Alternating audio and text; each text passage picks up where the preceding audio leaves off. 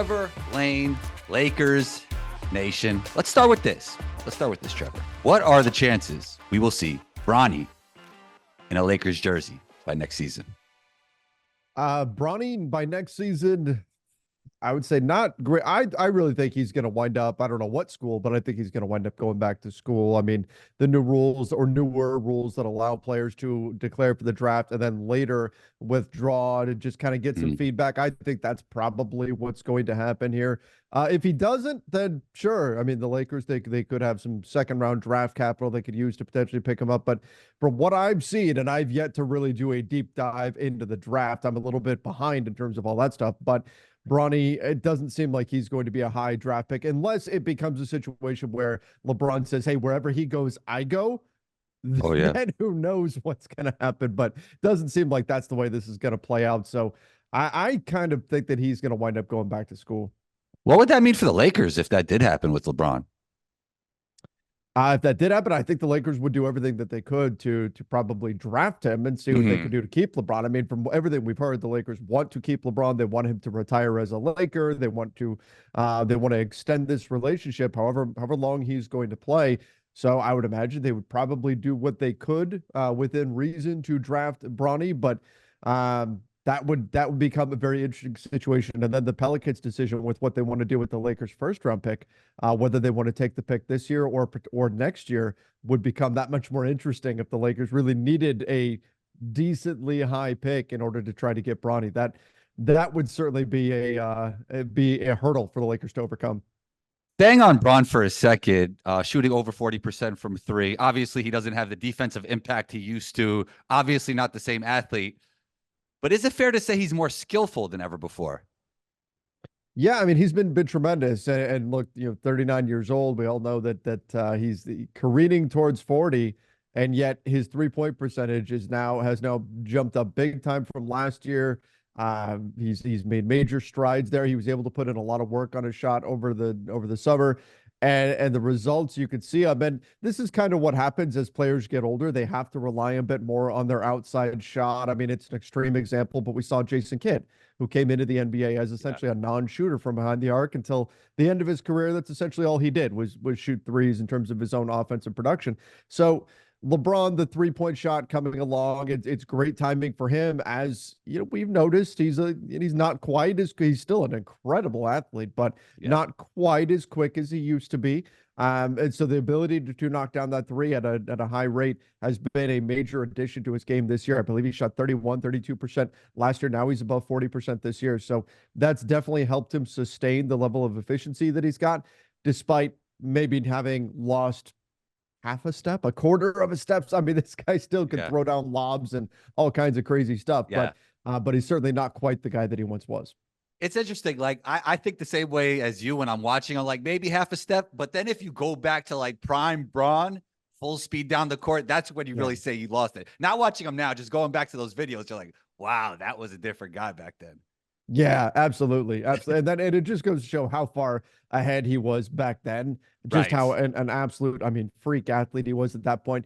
And he still does stuff now. What I've noticed with LeBron is the straight line explosiveness is still, it's not quite what it was, but it's still there. Like if he gets ahead of steam and go to the basket, he can get up and throw a ball down. He can catch a lob. He had one the other day where he adjusted to a little bit of a misplaced lob from Austin Reeves, caught it in the air, still adjusted and dunked it.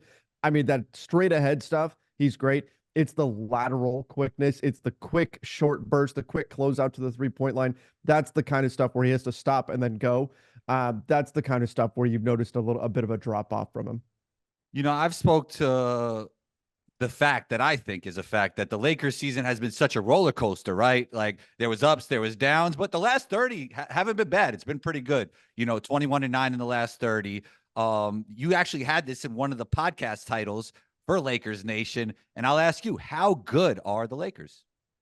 Yeah, they've been really good since the All-Star break. Now, unfortunately, they've lost strategically. They've lost the games that they couldn't lose. They lost to their direct Western Conference opponents, and so that's kept them back in the 9 seed. But up until last night's loss to the Wolves, they were 9-1 over their previous 10 games. They've really stepped it up on both ends of the floor. The defense struggled for a few weeks, but over the last 2 weeks, 3 weeks or so. The defensive intensity has picked it up, and the offensive production has been excellent, which we would have predicted it, but they've become one of the best three-point shooting teams in the NBA. A lot of that is D'Angelo Russell, shot extremely well from deep. LeBron, of course, Yeah. also shooting the ball well from behind the arc. So this team, I think they've got a puncher's chance against anybody if they've got their guys healthy. They're still waiting for Jared Vanderbilt to hopefully come back, but we're running out of time here in the season. But they're a team that right now their offense can get going. Defense still wins championships. So we'll see what they can do to shore that up, because for a little while there, they were truly a bad defensive team. But I think this team is, at worst, they're a threat. At best, they could make a serious run. And where that ultimately falls, we'll see. We'll see. What would you consider a successful season at this point? I mean, at this point, given the way the season is played out and given how many injuries, people look at the Lakers and say, oh my gosh, this team's been healthy. Why are they struggling? They haven't been. They've been one of the most injured teams in the NBA. Why do you think that's Why do you think that's the perception? Because LeBron and AD have largely been healthy. Gotcha. Anthony Davis has played in so many games, and LeBron and has played in a lot of games. So those guys being healthy has created this perception that this team has been extremely healthy, and they haven't been. Everybody around them has been a revolving door of one injury after another. And so I think that this is a group that they can, in terms of a successful season, if they could mimic what we saw last season and make a Western Conference Finals push, that would probably be considered a success at this point. I mean, you lost Gabe Vincent for essentially the entire season. He's trying to come back in and figure things out. Jared Vanderbilt has been out for most of the season. He's a really key defensive piece for this group. So just given the lack of cohesiveness, and some of it is due to their own choices and the lineups that they've played in terms of not capitalizing on the chemistry they do have on the roster, but anything more than a West Finals run, I think obviously getting through the West Finals, that would be incredible for them. But a pretty successful year would be, I think, getting to those West Finals. Anything less, and I think fans would be disappointed. And given the state of the Western Conference, yeah, it's not. Look, there's a lot of teams that can make a case for making a run here. So who knows what's going to happen in the Wild West? You just spoke to AD's availability, and this might sound crazy if you haven't been watching Lakers basketball, but has AD been playing at an MVP level? I think that he'd be getting some MVP buzz if the Lakers were like the 3 seed, something like that. And personally, I think that we attach team success to individual awards too much. We go a little too far. Do you like that? Oh, okay. Okay. Yeah, I think it's too much. I think it goes too far. But I will say, I don't think he's winning the MVP or anything like that. His name would be in the conversation if the Lakers were, 3rd seed, 2nd seed, something like that. He would at least be a name that would be thrown out there. He wouldn't be winning it. He's been really good defensively. Offensively, he's been some nights he's better than others, but in general, he's been a really solid offensive piece for the Lakers this season. And he's had a good year. And the biggest thing, though, is he's largely been available. Now, of course, we're coming off of the second game now of the season where he got hit in the eye, right, and left the game early, and that effectively ended the game. That's what happened against the Warriors. Now has happened here against the Wolves. So that's a challenge when, given the immediate context that I'm saying Anthony Davis has largely been available. He just left the game early, but for the most part, over the course of the season, he's played a lot more than we've seen him play in the past, and so that's been the biggest thing. Elsewhere, he's been excellent on both ends of the floor with a few hiccups along the road, but he's had a great season. Is this his best regular season as a Laker?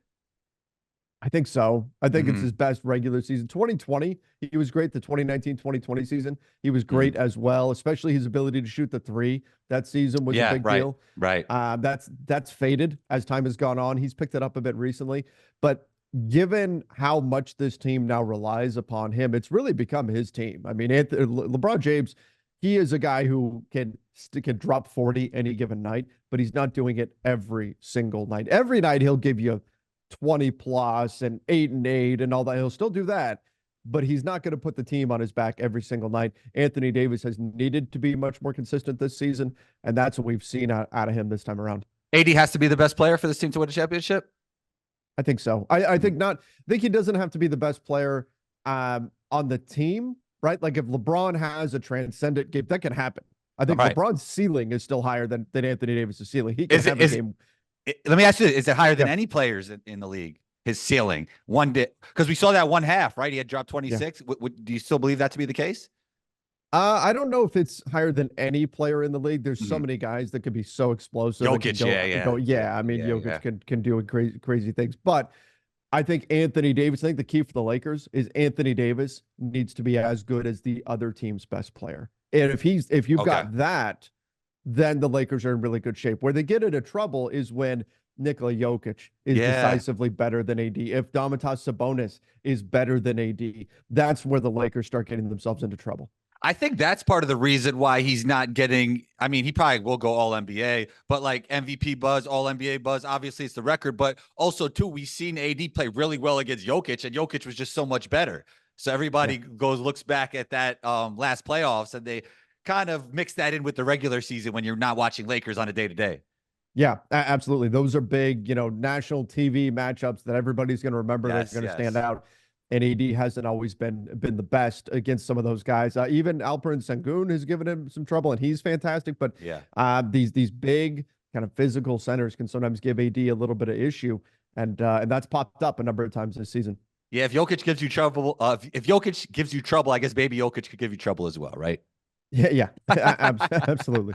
Okay. Rui dropped 30 last night. Can you speak to Rui's impact on winning this season? He's been great. He's been Yeah. great, and that's a lot of the frustration from Lakers fans has been that Rui wasn't utilized earlier in the season. He wasn't given the starting role immediately after Jared Vanderbilt got hurt in the preseason. But Rui Hachimura has been phenomenal. His efficiency has been insane. He's one of the top 3-point shooters in the NBA. Last I looked a couple of days ago, he was in the top 10 in 3-point percentage. Never would have expected that from him, that he'd be that good. But he's been extremely efficient, and he's getting. I like the way the Lakers are utilizing him as a fifth starter. He's not necessarily the perfect fit because he does have some defensive liabilities that you'd obviously want to have a stronger defensive player next to D'Angelo Russell and Austin Reeves. But what Rui has done on the offensive end of the floor is he's taken advantage of all the attention being paid to D'Angelo Russell, to, of course, LeBron James and Anthony Davis. And so you'll see a number of times each game where he gets a favorable matchup due to a switch where teams are worried so much about LeBron and AD, they live with putting a weaker defender on Rui, and he's able to feast. He's getting a lot of open opportunities. He's sneaking along the baseline, making some really smart backdoor cuts when the Lakers get the ball into the paint. And he is thriving right now, particularly on the offensive end of the floor. He's also picked up his rebounding, so that's Mm. helped. But he's just been so efficient on the offensive end that he's having a great season. There was a point at the trade deadline when you were hearing from a lot of teams, I don't know about Rui. I don't know about his contract moving forward. I don't know if Mm. this is a good salary for us to take on. Maybe he's neutral value. I mean, he looks like a bargain right now on his deal. But speaking of the trade deadline, D'Lo was the talk of the town when it came to the trade deadline. And is it fair to say like he saved the Lakers season? He played great, so great since then. Yeah, I mean, he is next to LeBron. Mm. D'Angelo Russell is the guy that everybody follows in terms of energy, right? If LeBron is fired up, if LeBron, and you see the games where Right, LeBron right. he says, okay, I'm going to push down on the gas pedal a bit. He's making all these extra closeouts, extra effort on defense, all that. When he does that, everybody follows along. The next guy, though, it's not AD, it's D'Angelo Russell. When D'Lo is hitting shots and he's fired up and he's got the swagger going and all of that, it picks up the entire team. He's definitely become a leader on this squad, and his season has been fantastic. He's been easily their third best player. He's had a tremendous year. The trade deadline, them putting him in all of those trade conversations, was not so much about, hey, this guy's no good. We need to trade him away, and that's going to make us Right. a better team, or he's a terrible fit, like we saw with Russell Westbrook last season. It's more of his contract, right? He's got a player option this summer. We have to explore the trade market because that puts us in a tough spot over the summertime. So that was the driving force behind D'Angelo Russell being on the trade market, because he's been great this season. They had to explore the trade front due to his contractual situation. They didn't find something that they liked, and he's been great for them. And I'll tell you what, if he keeps this up, and the key is going to be, can he do it in the playoffs? Because that was the problem for him last year, and it cost him a lot of money last season on the free agent market. But the key for him is going to be doing it in the playoffs. But he's going to get a big raise if he continues playing like this all the way through. Biggest X factor for this team is it D'Lo or is it somebody else you're looking at? Biggest X factor for this team, I think it is D'Angelo Russell. I think he's the guy that if he's got it going, if he because he could go on a stretch where he goes 3 of 4 from three or something in Right, like a right, minute and a half, right? right, right, You right. you get that stuff out of him, then you're in pretty good shape. You can either shoot your way back into a game or increase a lead, kind of end a game. D'Angelo Russell has the ability to do that. So I think he is the biggest X factor for this team, especially if he's not getting targeted. If he's able to hold his own defensively, that can be a big key too. But yeah, his ability to score the basketball has been a major X factor for this team all season long. And I think heading into the postseason, it's going to remain to be that case. He is the guy where if he has it going, it takes the Lakers to another level. Trevor, did I hear you say that LeBron and AD subbed themselves in? Yeah, that was at the end of the game the other night. LeBron and AD, and that was that against the Wizards. And LeBron and AD were late. It was late in the game. The Lakers, their deep bench guys, like Max Lewis was in. They're deep bench guys. It was garbage time. Those guys uh turned the ball over a bunch. Suddenly it was a 5-point game, and it was like 17 seconds left in the game. The Lakers couldn't afford to lose. So they got up from what they said after the game. They got up and subbed themselves into the game before Darvin could put them in. Coach Darvin Ham could put them back into the game. So they said, "Hey, let's close this out." AD blocked a shot, and that kind of ended the game. But yeah, that happened. So it's a different dynamic. Yeah, it's a different dynamic. I feel like 10 years ago, that would have been like a bigger story, right? Like players could sub the, now it's kind of like, we know this is what happens. Yeah, I mean, we see LeBron taking timeouts from the team before Darvin Ham does. And there's been a lot of criticism of Darvin Ham over the course of the season. In this case, I can't blame him. I mean, LeBron is incredible as a basketball mind. He knows what the game needs. And if LeBron says, "Hey, I'm subbing back in," he's subbing back in. We talked about Vanderbilt built a little bit, but what would his return mean for the team? Well, I think it's not only does he give you a defensive presence, but I think what he does is he makes the backcourt duo of D'Angelo Russell and Austin Reeves a little bit more palatable on the defensive end of the floor. That's really where the team has struggled since the All-Star break. They've been one of the worst defensive teams in the league, except for the last couple of weeks. They've picked it up. They've played an easier schedule the last few weeks too, but they've picked it up there.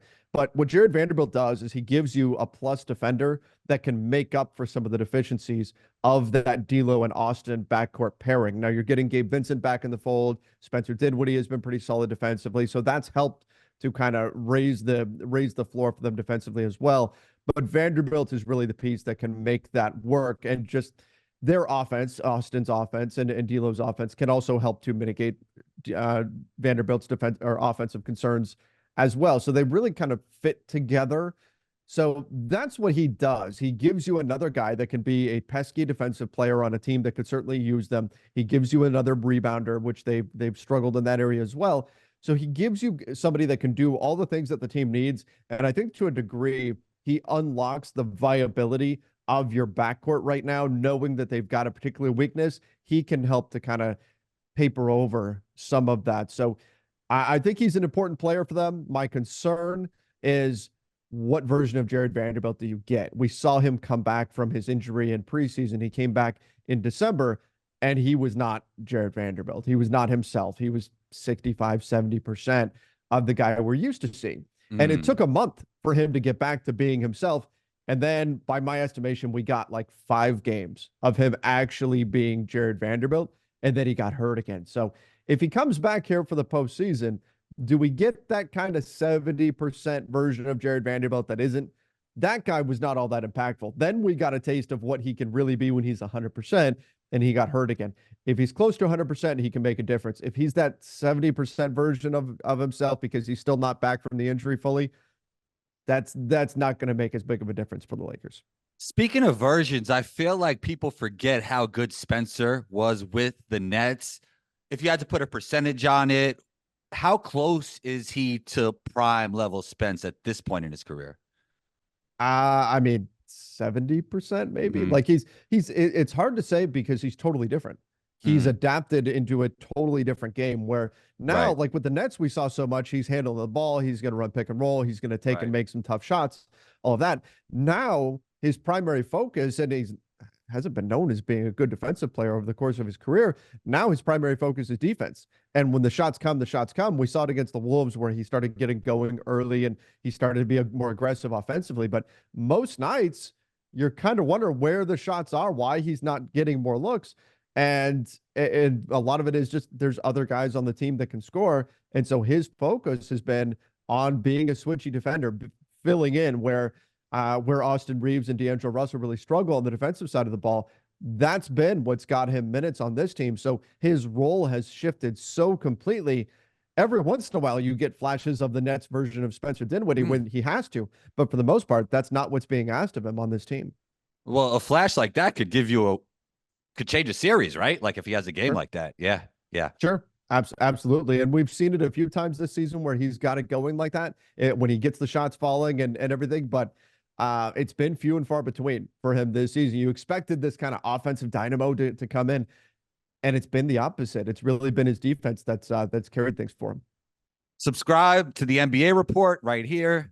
Give us a like and also subscribe to Combos Court wherever you tune in. Last thing before we get out of here, Trevor, a little bit of rapid fire. It's a fan favorite here on Combos Court. So here we go. LeBron is currently a top blank NBA player. Oh gosh, I don't have my ranking in front of me, but I'm gonna say when LeBron's at his best, he's very much still top 10. Okay. He's still top 10. Now on a low night, on a low energy night, he may not be, but most nights he's top 10. Greatest Laker ever. It's Kobe. Greatest Laker of all time, Kobe. And I grew up as a Magic Johnson guy. I grew up as a child of the 80s and all that, but it's Kobe. 20 years in LA. Kobe Bryant, greatest Laker of all time. Most underrated Laker of all time. Ooh, of all time, the first name that pops into my mind is Lamar Odom, who got plenty of credit, as a sixth man and all that stuff. But his game, especially, man, if you could get a time machine and bring Lamar Odom to today's version of the NBA, he's so good, so talented. Lamar Odom, it definitely doesn't get quite enough credit, even though he did get that sixth man of the year. His peak, his ceiling is like a superstar. Like just the tools he had. He was like a 6'11" point guard at one point. He was phenomenal. Yeah, he's amazing. Amazing player. Most overrated Celtic of all time. Oh, most overrated Celtic. I think Mr. I shoot threes because there's no fours. Antoine Walker. Oh, got a lot of love. So I'll go with Walker. But if I really sat down and thought about it, I'm sure there's a bunch of other guys that I could come up with. But actually, you know what? Kendrick Perkins. Come on, Doc. Come on, Doc. Doc Rivers is telling us that they lost in 2010 because they didn't have Kendrick Perkins. Come on, man. Kendrick Perkins wouldn't swing in that series. Who was a better Celtic for that year they won the championship, Garnett or Pierce? I got to go with KG. I thought that the 08 Celtics, particularly because in that matchup, his ability to physically deal with Pau Gasol and Pau and we know that bothered him, and he really made a point to try to improve the physicality of his game. I thought that aspect of that series was so critical to them getting the win that he was able to kind of bully Pau.